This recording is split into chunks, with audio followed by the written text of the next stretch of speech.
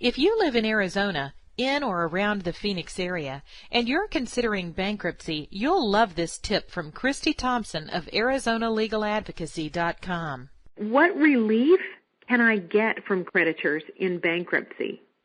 Well, so far we've talked about all the steps you can take before bankruptcy, okay? But really and truly, to get rid of the debt that's attached to these creditors that are either writing you or calling you or harassing you, the first step you take is to file bankruptcy. And the relief that you get in bankruptcy is called the automatic stay.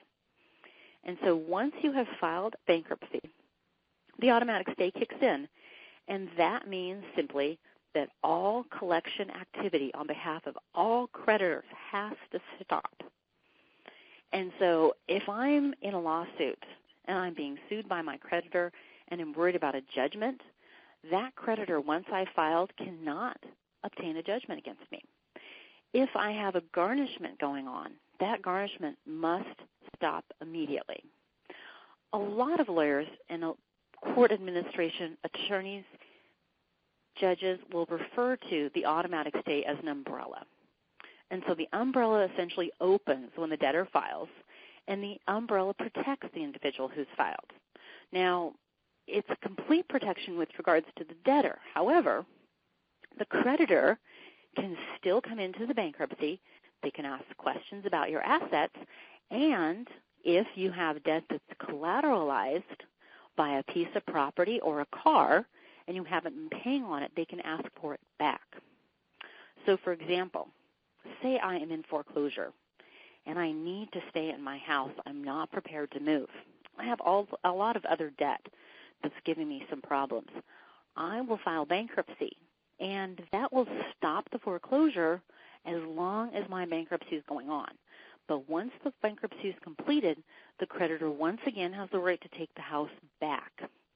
So a lot of people who need time to move, to find another place to live, but yet need to stop their foreclosure, Chapter 7 is a very good tool for that.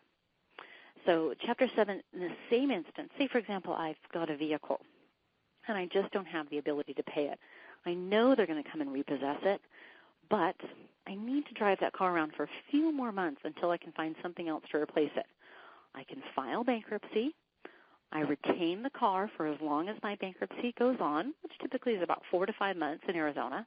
And then once my bankruptcy is completed, I have an obligation to return the car back to the creditor. Now, in both instances, I don't have to pay the mortgage debt. It goes away in the bankruptcy. And the same with the car debt. That loan goes away, gets discharged in the bankruptcy. So that's really a lot of things that the automatic stay can do. You can stop a garnishment. Now, with a garnishment, not only in a Chapter 7 do you stop the garnishment, but the debt that was attached to it also goes away. Mortgage debt, the same thing, but of course the house goes back. And the same thing with loan on a car.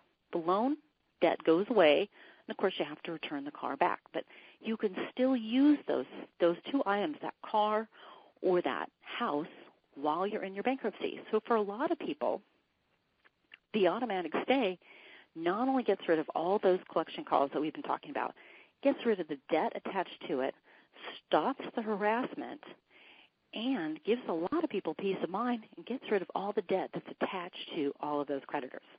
So that's really what you can expect. That's the ultimate relief from creditors. If that's what you're looking for, Cindy, to stop those phone calls, to stop those judgments, those lawsuits, those garnishments, really consider a bankruptcy. That will get rid of all of that. Thanks, Christy. We appreciate you answering our questions.